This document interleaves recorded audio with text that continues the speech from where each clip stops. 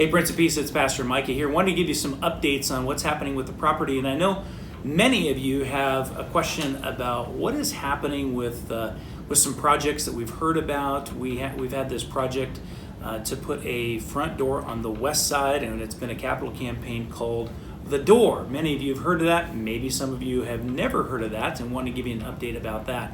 It also includes a question around many people are wondering, hey, we hear about the AEC, the Adult Education Center, that's going to come down, and that's always been part of the Door project, and so wanted to give you an update about where we're at with that. Well, in November of 2019, we began a process to really do a feasibility study around a capital campaign.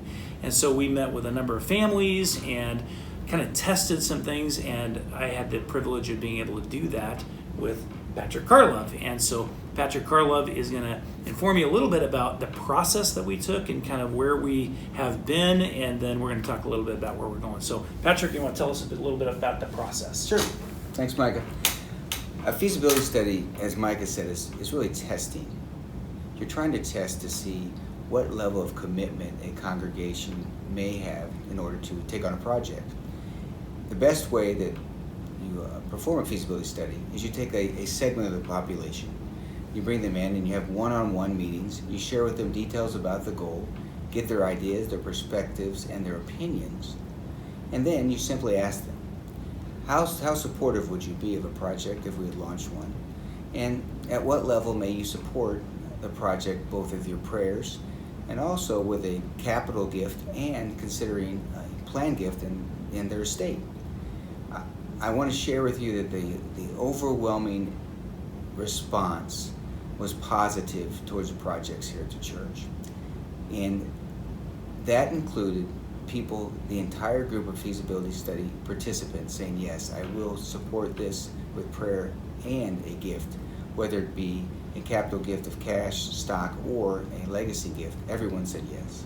In addition to that, what was really exciting was that every council member and staff member committed to a financial gift to the church and this project. So it was really an exciting time to be with Micah.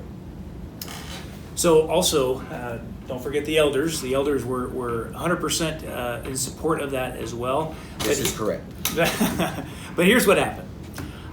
We had for this group that we were testing, and we were asking them about their opinions about the project, about putting a clear and identifiable front door on the property. We were going to unveil the whole plan on March 26th, 2020. We were 11 days away from that event when COVID happened.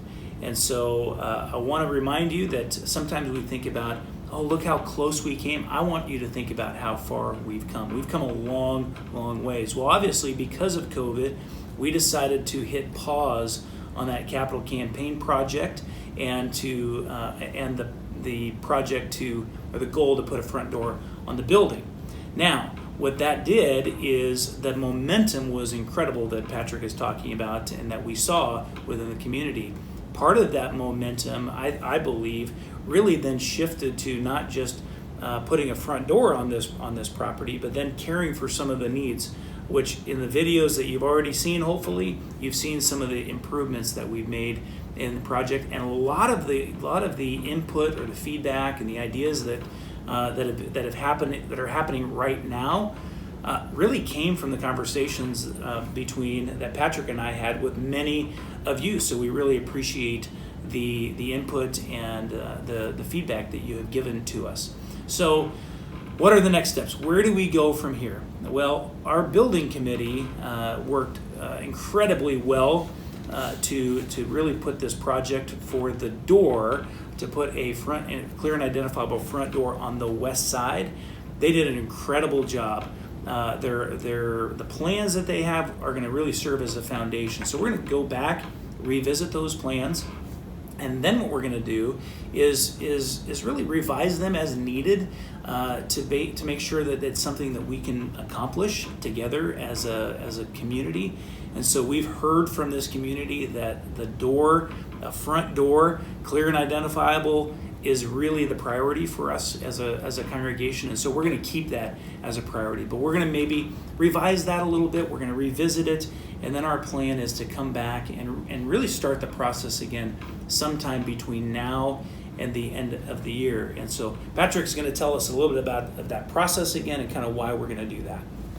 Yeah, it's going to be really similar to what happened before.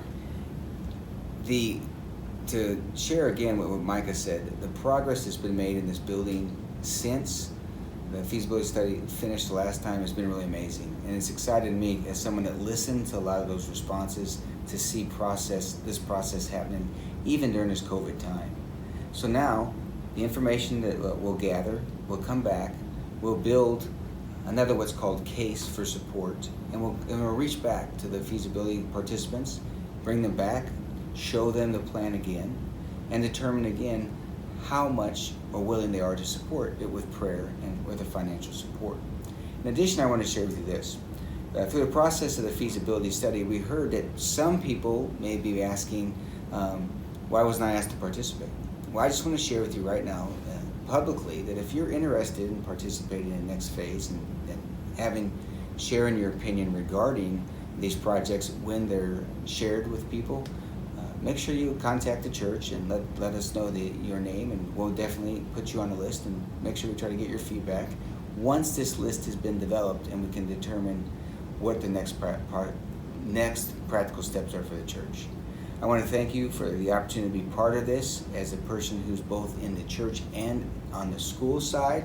It's fun to be part of the strategic future of both organizations, and I just want to thank you for your time, your talent, and your treasure as God moves you to support us. Thank you.